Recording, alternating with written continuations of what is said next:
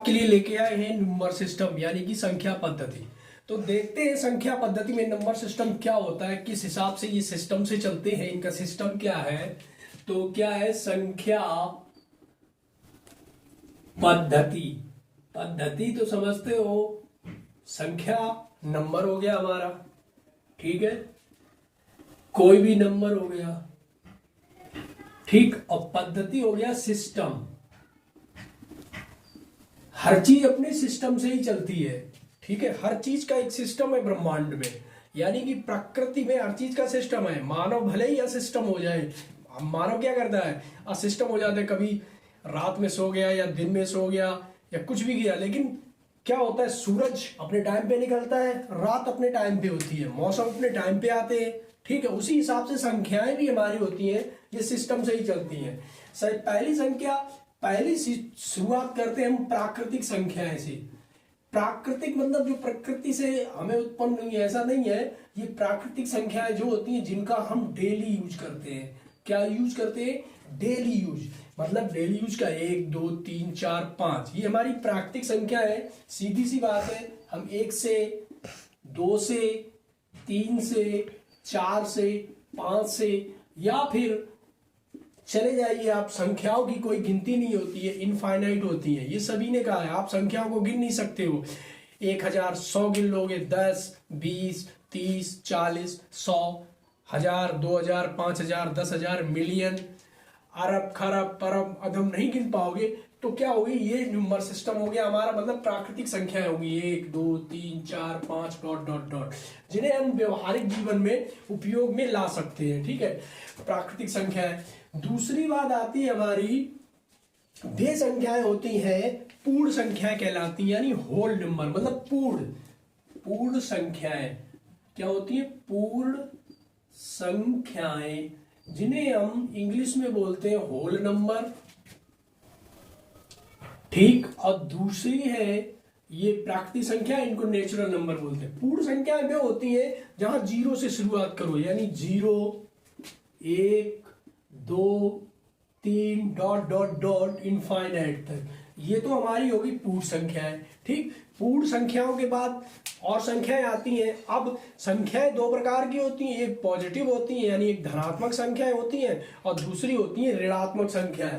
तो धनात्मक और ऋणात्मक में जो बात करते हैं हम, इंटीजर्स, जिन्हें हम बोलते हैं पूर्णांक, जिन्हें हम क्या बोलते हैं, पूर्णांक, पूर्णांक बोलते हैं, ठीक, इन्हें इंग्लिश में इंटीजर बोला जाता है। क्या बोला जाता है, इंटीजर, ठीक। पूर्णांक, पूर्णांक हमारे दो तरह के होते हैं, एक धन पूर्णांक होते हैं, एक होते हैं कौन से, एक होते हैं धन पूर्णांक।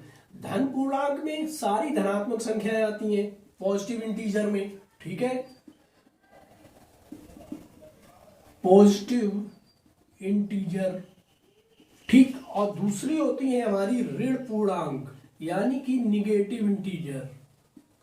ये संख्याएं समझना हमारे लिए जरूरी रहता है, तभी तो हमें ज्ञान होगा, ठीक है, यानी निगेटिव इंटीजर, ठीक है। इन्हें हम अगर पूर्णांक लिखना है आई प्लस, और इसे आई निगेटिव, इंटीजर को आई निगेटिव से डिनोट कर सकते हैं, ठीक है। अब बात करते हैं धन पूर्णांक। धन पूर्णांक में तो हमारी जो धनात्मक संख्या है, +1 +2 +3 डॉट डॉट डॉट, और ऋणात्मक में कौन सी आ जाती है हमारी, ऋणात्मक में -1 -2 -3 -4, इस तरह से ये हमारी ऋण पूर्णांक हो गए, ठीक है। दो बातें हो गई, एक धन पूर्णांक हो गया, एक ऋण पूर्णांक, यानी एक पॉजिटिव इंटीजर एक नेगेटिव इंटीजर। इससे पहले होल नंबर, जिसमें जीरो भी शामिल होता है, सीधी सी बात समझिए, जहां जीरो शामिल होता है वो होल नंबर हो गया, ठीक। और जो प्राकृतिक संख्या है 1 2 3 4, ये प्राकृतिक संख्या हो गई। पूर्णांक क्या हो गए, धन पूर्णांक मतलब पॉजिटिव इंटीजर, जहां पूर्णांक मतलब धनात्मक संख्याएं हो वो धन पूर्णांक हो गए, और जहां पे हमारे ऋणात्मक पूर्णांक हो वो ऋण पूर्णांक हो गए, यानी कि निगेटिव इंटीजर हो गए। अब हम आगे बात करते हैं सम संख्याओं की, ठीक। सम संख्याएं, सम क्या होती है आपको पता है, आप सबने पढ़ा है कि वे संख्याएं जो दो से पूर्णतः विभाजित हो जाए सम संख्या कहते हैं, और जो दो से पूर्णतः विभाजित ना हो वे विषम संख्या कहती है। इसमें कोई बड़ी बात नहीं है, सम संख्या कहते हैं। सम संख्या बात करते हैं हम, सम संख्या जिसे हम बोलते हैं इंग्लिश में इवन नंबर। क्या बोलते हैं? Even number. अब इवन नंबर वो होते हैं जो संख्या हमारी दो से, सिर्फ इतनी सी बात समझनी है, दो से पूर्णता, पूर्णता मतलब पूरी पूरी, पूर्णता विभाजित हो जाए मतलब भाग चला जाए, यानी दो से पूरा भाग चला जाए, वे संख्या क्या कहलाती है? सम संख्या है। हमने ली छोटी संख्या 4, हमने ली 6, हमने ली 8, हमने ली 10, हमने ली 12, ठीक, हमने ली 14। तो अब बात करते हैं, हमने कहा कि दो से पूर्णता विभाजित, देखते हैं दो से पूर्णता विभाजित है। 2 दूना 4, खत्म हो गया। 2 तिया 6, पूरी पूरी चली गई। 2 चाकू 8, पूरे पूरे चले गए। 2 पंचे 10, पूरा पूरा कट गया। 2 छंग 12, 2 छंग 12, पूरे पूरे कट गए। और 2 सत्ते 14, पूरे पूरे कट गए। यानी यहाँ पे जो दो हमारी थी, इन संख्याओं में पूर्णता विभाजित हो गई, तो ये हमारी सम संख्याएं कहलाएंगी। ठीक है। अब विषम संख्याओं की बात आती है, तो यहाँ पे विषम संख्याएं वे संख्या हमने बताई है विषम की जो दो से पूर्णता विभाजित नहीं होती हैं। ठीक है, जो दो से पूर्णता विभाजित नहीं होती हैं वे हमारी विषम संख्या कहलाती हैं। विषम संख्याएं ये कहते हैं ऑड नंबर होते हैं। ठीक है, तो ऑड नंबर में विषम संख्या कौन सी? जो दो से पूर्णता विभाजित नहीं होती हैं, जैसे 1, 3, 5, 7, 11, 13, 17। चलो दो से हम विभाजित करके देखते हैं। 2 1 2, इसको तो अलग ही हटा दो, क्योंकि अब हमने बताया था कि 1 और जो 2, ये जो 2 डिजिट है ये अपने आप में एक क्वेश्चन खड़ा कर देते हैं। 1 और 2 सम अभाज्य और भाज्य के बाद में ये एक क्वेश्चन खड़ा कर देते हैं, और वो क्वेश्चन कई कंपटीशन में पूछा जाता है। कहाँ पूछा जाता है ये नहीं पता, लेकिन पूछा जरूर जाता है। ठीक है, तो 2 क्या करते हैं? 1 ना भाज्य है, 1 ना भाज्य है और ना ही अभाज्य है। 1 क्या ना भाज्य है ना अभाज्य है, 1 ना किसी से भाज्य होती ना किसी अभाज्य। और 2 अभाज्य संख्या है। क्या है? 2 सम अभाज्य संख्या है। 2 सम अभाज्य संख्या है। 2 जो हमारी क्या है? सम अभाज्य संख्या है, और 1 ना भाज्य है ना अभाज्य। ये चीज याद रखनी है। ठीक, अब बात कर रहे थे विषम संख्याओं की। विषम में जो 2 से पूर्णता 2 से भाग दिया, 1 शेष बच गया। 2 एकम 2, 1 शेष बचा। 5 से दिया, 2 दूनी 4, फिर 1 शेष बच गया। 2 से बाद 2 3 6, 6 होने चाहिए, यहाँ 7 है तो फिर 1 शेष बच गया। इस तरह से ये शेष बचते जाएंगे, यानी कि ये संख्या क्या कहला रही? विषम संख्या कहलाती है। 3 5 7 इत्यादि ये हो गए। अब हमारी आगे संख्याएं आती हैं।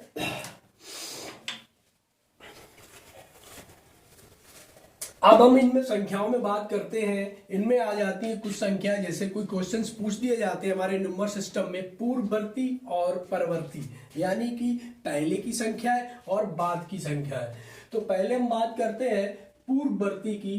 पूर्ववर्ती संख्या है, ये भी हमारे कंपटीशन में पूछते हैं। यानी पूर्ववर्ती वे संख्या होती है, पूर्ववर्ती संख्या नहीं होती, निकालना होता है। पूर्ववर्ती निकालना है किसी का। तो हमने कहा कि यहाँ पे 100 है, 100 का पूर्ववर्ती क्या होगा? देखो इसमें आपको कुछ नहीं करना है, 100 का पूर्ववर्ती क्या होगा। ठीक है, तो पूर्ववर्ती के लिए इसमें से इससे पहले की संख्या, क्या कह रहा है क्वेश्चन? 100 का पूर्ववर्ती मतलब पहले, तो 100 का पहले कौन है? 99 है। उसने पूछा 99 का पूर्ववर्ती, तो 99 से पहले कौन है, 98 है।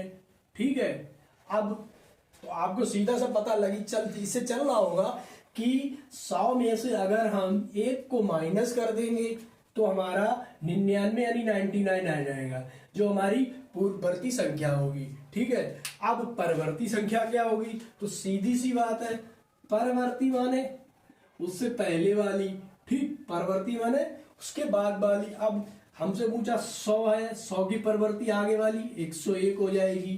ठीक, 101 की परवर्ती 102 हो जाएगी। तो यहाँ पे हमें क्या दिख रहा है कि हम 100 में एक जोड़ रहे हैं। क्या कर रहे हैं, 100 में एक जोड़ रहे हैं यहाँ पे, और यहाँ पे 100 में एक घटा रहे हैं। मतलब कि कोई भी संख्या हमसे, अब यहाँ पे परवर्ती में 100 में हमने एक जोड़ दिया तो हमारी क्या आ गई, 101 आ गई। तो आप सीधा सा समझ लो, पूर्ववर्ती के लिए हम एक घटा देते हैं किसी भी संख्या से, ये आपका फार्मूला बन गया। जैसे पूर्ववर्ती बराबर संख्या -1, इसको आप यूज कीजिए। ठीक, अब परवर्ती के लिए परवर्ती बराबर संख्या +1। ठीक, ये हमारी पूर्ववर्ती और परवर्ती के दोनों के फार्मूले हुए। कोई भी संख्या आपसे पूछी जाएगी, पूर्ववर्ती में एक घटा दो और परवर्ती में एक जोड़ दो। ठीक, अब हम आगे बात करते हैं आरोही अवरोही, और रह गया हमारा, क्या रह गया, आरोही अवरोही। जहां बड़ी दिक्कत होती है, आरोही और अवरोही, यानी असेंडिंग ऑर्डर और डिसेंडिंग ऑर्डर, घटते हुए और बढ़ते हुए। ठीक है,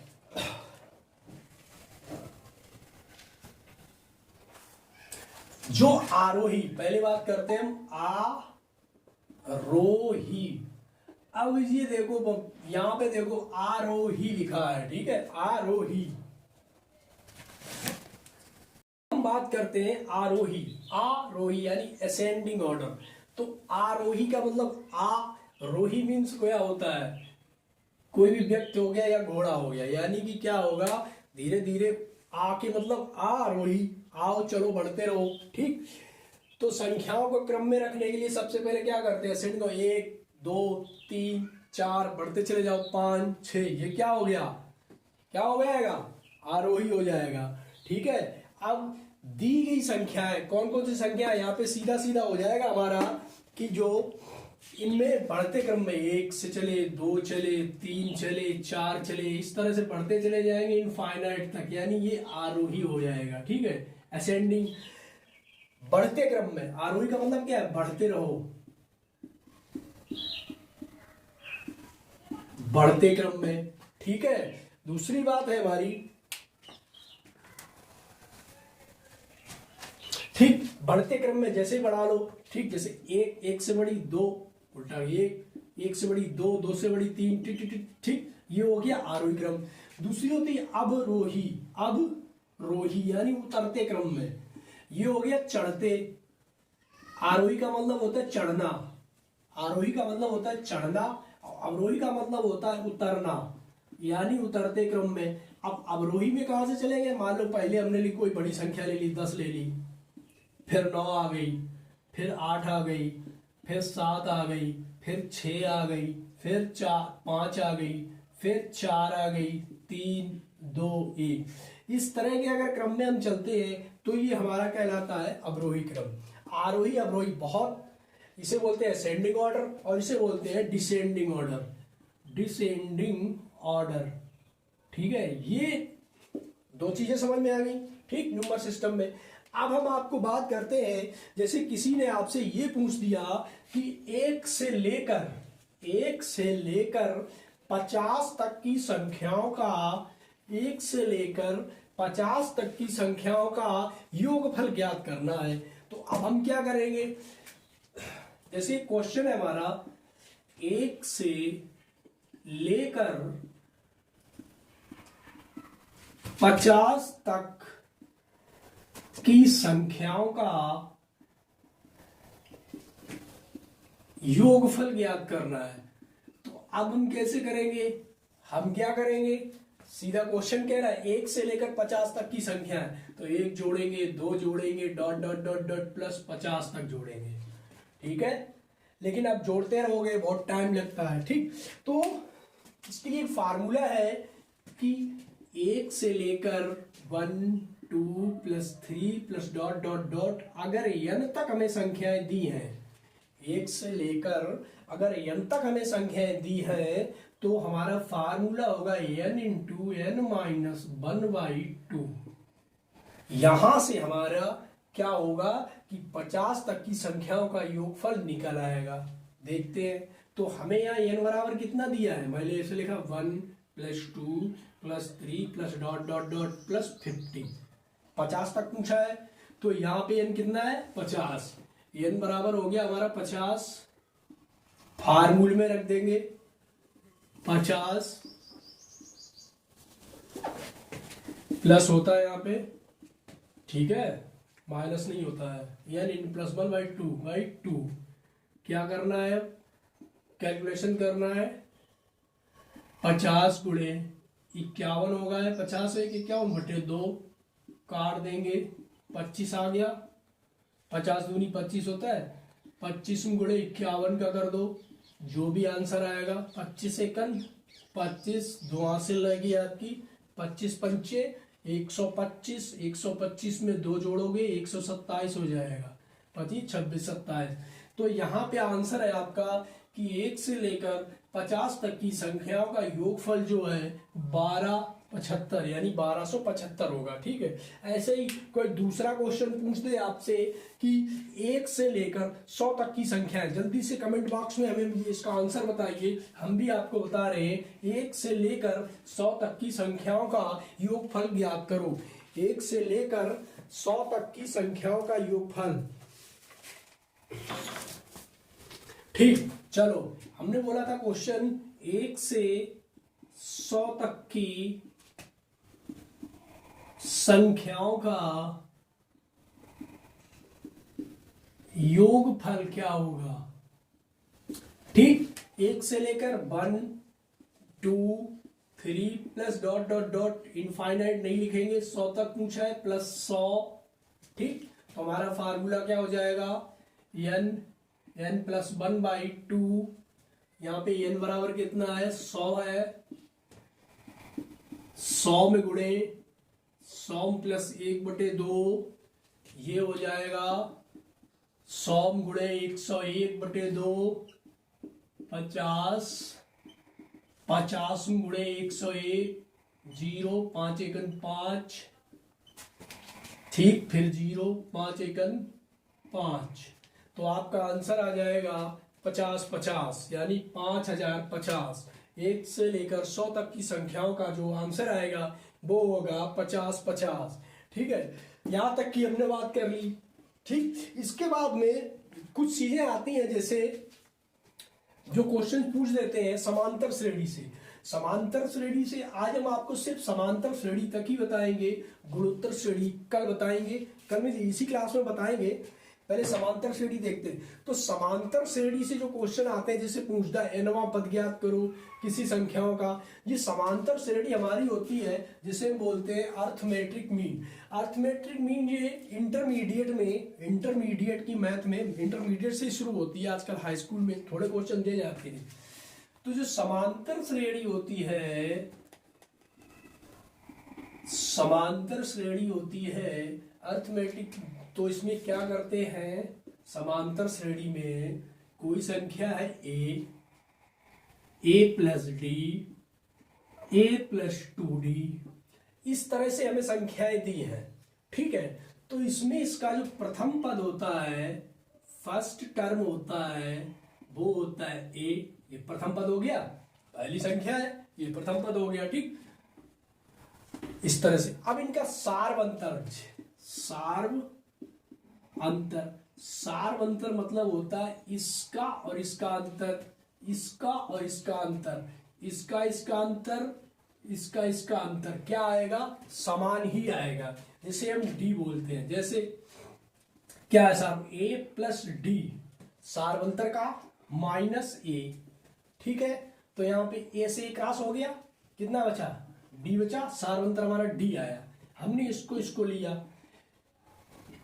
ए प्लस 2d माइनस ए प्लस डी।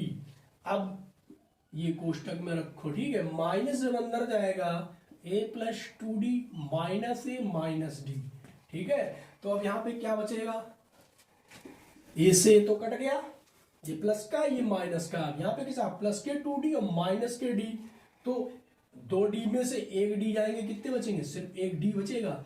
जब भी हम सारवंतर निकालेंगे, किसी भी संख्या आप निकालें, यहाँ पे ए प्लस 3d कर लो, फिर भी सारवंतर डी ही आएगा, ठीक है। और प्रथम पद इसका ए रहेगा, इतनी बात समझ गए। चलो अब क्या कहते हैं, तो इनका हमें क्या निकालना है, n पदों का योगफल, n पदों का योगफल निकालना है। तो या nवां पद निकालना है, या हमें क्या निकालना है, nवां पद। तो जब हम इसका nवां पद निकालेंगे तो उसके लिए फार्मूला हो जाएगा a plus n minus 1 into D, formula हो जाएगा a plus n minus 1 into D, ठीक। आपको अब ये दूसरी बात कह दे कि इसके n पदों का योगफल निकालो, तो n पदों का योगफल, n पदों का योगफल हो जाएगा हमारा n/2, ठीक, क्या होगा n/2 into 2a plus n minus 1 into D. ये दूसरा फार्मूला, n पदों का योगफल, nवां पद, और एक तीसरा फार्मूला और होता है जिसमें अंतिम पद डायरेक्ट निकालते हैं। क्या निकालते हैं, अंतिम पद। ये होता है अंतिम पद बराबर, ये हमारा हो जाता है n/2 a plus L, n/2 a plus L, ये हो जाता है हमारा अंतिम पद, ठीक है। तो अब ये बात समझ गए। अब इस पे हम क्वेश्चन लेते हैं। मान लीजिए कोई क्वेश्चन है कि एक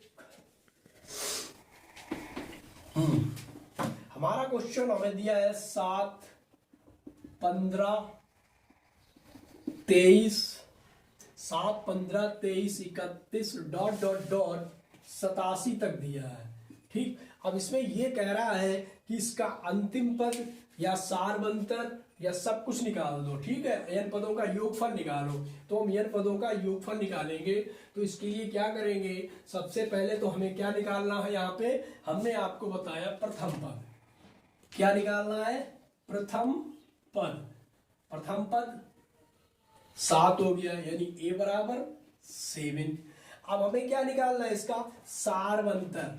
क्या निकालना है, सार्व अंतर, इनके सब का अंतर क्या होगा, 15 से माइनस करो 7, 8 7 15, 23 से माइनस करो 15, ठीक है, 15 8 23, 31 से 8 3 11, यानी 31 हो जाएगा। यहां से जो पीछे वाला अंक होगा 8 प्लस में जोड़ दो, तो जो हमारा सारवंतर क्या निकलेगा, माने 15 माइनस 7, 23 माइनस 15, 31 माइनस 23, सब में हमारा 8 ही बचेगा, ठीक है। देख लो, 8 7 15 होते हैं, 15 8 5 13 23 होते हैं, 8 3 11 31, तो सारवंतर हमारा क्या निकल आया है, यहाँ पे 8। अब हमारा सारवंतर निकल गया है 8। अब हमें और क्या चाहिए, इसमें हमसे पूछ रहा है पहले इसका nवां पद ज्ञात करो। तो nवां पद ज्ञात करने के लिए हमें क्या क्या जरूरत है, तो nवां पद के लिए फार्मूला होता है a plus n minus 1 into D, A plus n minus 1 into D. तो अब a रख दो यहाँ पे 7 प्लस nवां पद कितना है, अंतिम पद nवां पद अगर 87 दिया है तो nवां पद 87 माइनस 1 इंटू डी कितना है, 8 है। तो 7 प्लस 86 गुणे 8, इनका आप कैलकुलेशन कर लो, आपका आंसर आ जाएगा, ठीक है। ये यहां से आपका nवां पद निकल के आएगा, क्या होगा, 8 छंग 48, 8 8